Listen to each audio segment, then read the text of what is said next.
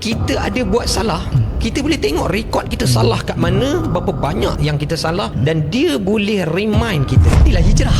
Kita sedang diberi peluang untuk hijrah daripada zaman buta makna Al-Quran kepada zaman celik makna Al-Quran. Tool dah ada, kompas dah ditunjukkan, peta dah ada, tinggal nak jalan je, berhijrah je, melangkah je. Walaupun satu hari dapat hafal 5 perkataan baru, jadilah. Itulah proses hijrah kita. Mana ada istilah hijrah, aku nak berhijrah daripada Mekah ke Madinah, buka mata terus sampai Madinah. Mana ada? Confirm kena mula dengan langkah pertama. Betul tak? Betul. Kemudian langkah lagi. Kalau nak cepat naik unta, cepat naik kuda. Contoh tu zaman Nabi SAW. Hari ni kalau nak berhijrah dari satu tempat ke satu tempat, kita orang dah tak kerja kat sini, kita orang dapat kerja dekat Qatar. Betul. Kena berhijrah. Okey, terus sampai ke? Tak. Kena ada Berhijrah. Ada step yang kita lalui, kumpul-kumpul beg, kemas-kemas barang, tempah tiket, kat sana dah ready rumah.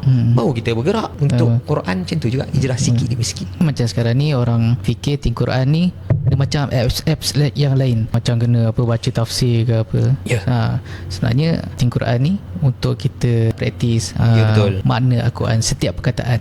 Dia bukannya tafsir lepas tu kena baca panjang, tak ada. Betul. Lagi satu mindset orang terhadap apps Al-Quran, dia akan cakap macam ni, alah apps Quran kita orang dah ada. Memang betul, apps Quran bersepah dalam Play Store, dalam website, Apple Store, App Store.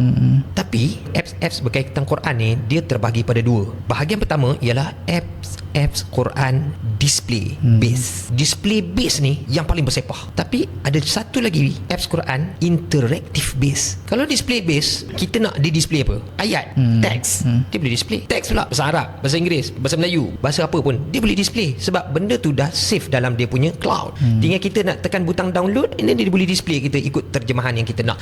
Nak lagi dia punya tafsir, dia boleh display kat kita beberapa tafsir pun yang ada, bahasa Arab, bahasa Inggeris, bahasa apa, kita lah tinggal nak kena baca. Boleh tak kita suruh dia display ataupun tayangkan bunyi? Boleh. Dia dah simpan rakaman audio tu, pasang balik kat kita. Memanglah banyak apps time macam tu. Tapi apps yang dia berinteraksi dengan kita, dia tanya kita, kita jawab. Kita nak tengok performance kita, pergi kat sini, kita lupa, dia ingatkan kita. Strict, dia ingatkan kita. Kita ada buat salah, kita boleh tengok rekod kita salah kat mana, berapa banyak yang kita salah, dan dia boleh remind kita. Itu adalah apps interaktif yang ada dalam Think Quran, tapi tak ramai orang tahu.